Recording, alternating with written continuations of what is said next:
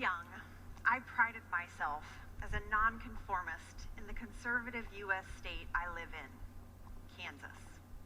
I didn't follow along with the crowd. I wasn't afraid to try weird clothing trends or hairstyles. I was outspoken and extremely social. Even these pictures and postcards of my London semester abroad 16 years ago show that I obviously didn't care if I was perceived as weird or different. But that same year I was in London, 16 years ago, I realized something about myself that actually was somewhat unique. And that changed everything. I became the opposite of who I thought I once was. I stayed in my room instead of socializing. I stopped engaging in clubs and leadership activities. I didn't want to stand out in the crowd anymore. I told myself it was because I was growing up and maturing, not that I was suddenly looking for acceptance. I'd always assumed I was immune to needing acceptance. After all, I was a bit unconventional. But I realize now that the moment I realized something was different about me was the exact same moment that I began conforming and hiding. Hiding is a progressive habit, and once you start hiding, it becomes harder and harder to step forward and speak out. In fact, even now, when I was talking to people about what this talk was about, I made up a cover story, and I even hid the truth about my TED Talk. So, it is fitting and scary that I have returned to this city 16 years later, and I have chosen this stage to finally stop hiding. What have I been hiding for 16 years? I am a lesbian.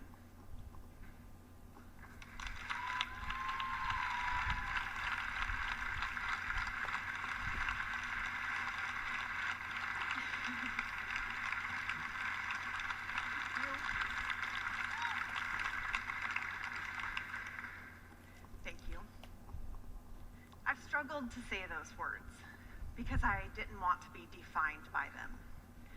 Every time I would think about coming out in the past, I would think to myself, but I just want to be known as Morgana, uniquely Morgana, but not my lesbian friend Morgana or my gay coworker Morgana, just Morgana.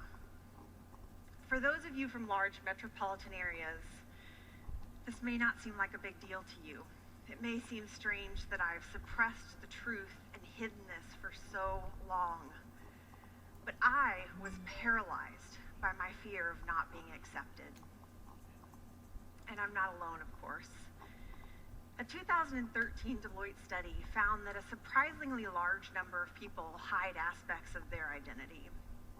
Of all the employees they surveyed, 61% reported changing an aspect of their behavior or their appearance in order to fit in at work. Of all the gay, lesbian, and bisexual employees, 83% admitted to changing some aspects of themselves so they would not appear at work too gay. The study found that even in companies with diversity policies and inclusion programs, employees struggle to be themselves at work because they believe conformity is critical to their long-term career advancement.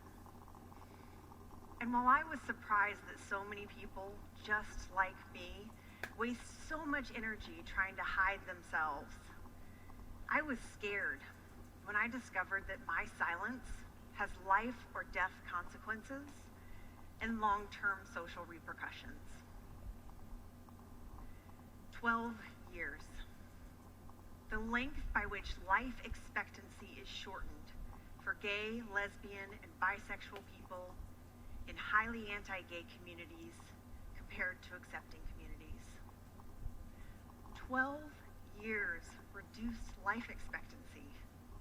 When I read that in The Advocate magazine this year, I realized I could no longer afford to keep silent. The effects of personal stress and social stigmas are a deadly combination.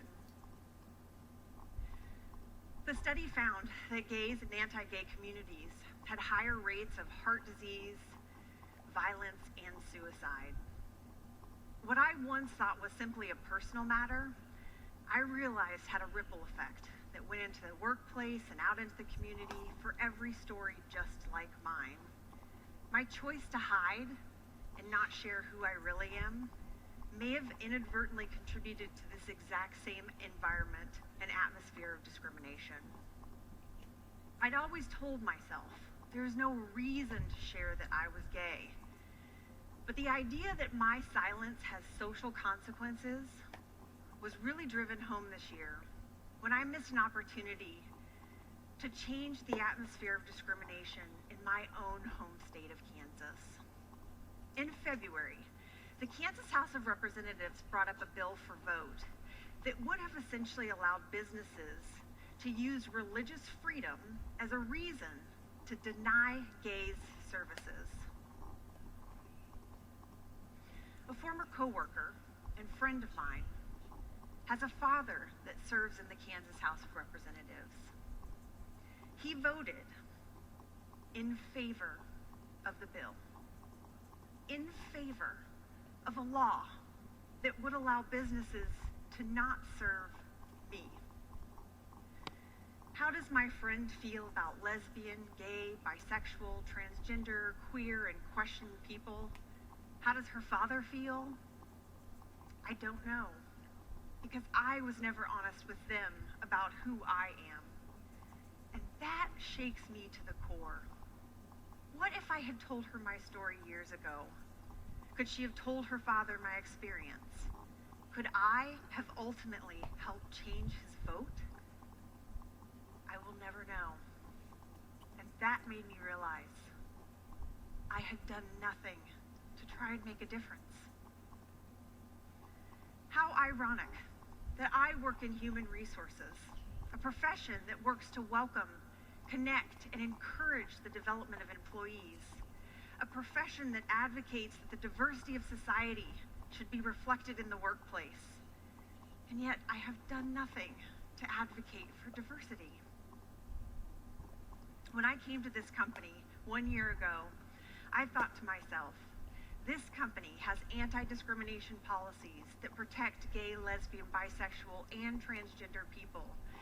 Their commitment to diversity is evident through their global inclusion programs. When I walk through the doors of this company, I will finally come out. But I didn't. Instead of taking advantage of the opportunity, I did nothing.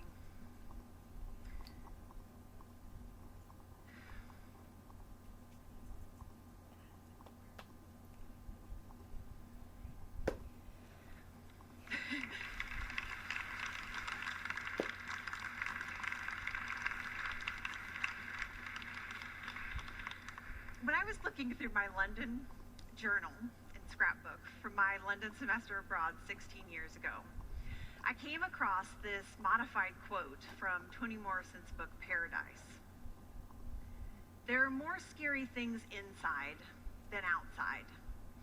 And then I wrote a note to myself at the bottom, remember this. I'm sure I was trying to encourage myself to get out and explore London. But the message I missed was the need to start exploring and embracing myself. What I didn't realize until all these years later is that the biggest obstacles I will ever have to overcome are my own fears and insecurities. I believe that by facing my fears inside, I will be able to change reality outside. I made a choice today to reveal a part of myself that I've hidden for too long. I hope that this means I will never hide again. And I hope that by coming out today, I can do something to change the data and also to help others who feel different be more themselves and more fulfilled in both their professional and personal lives.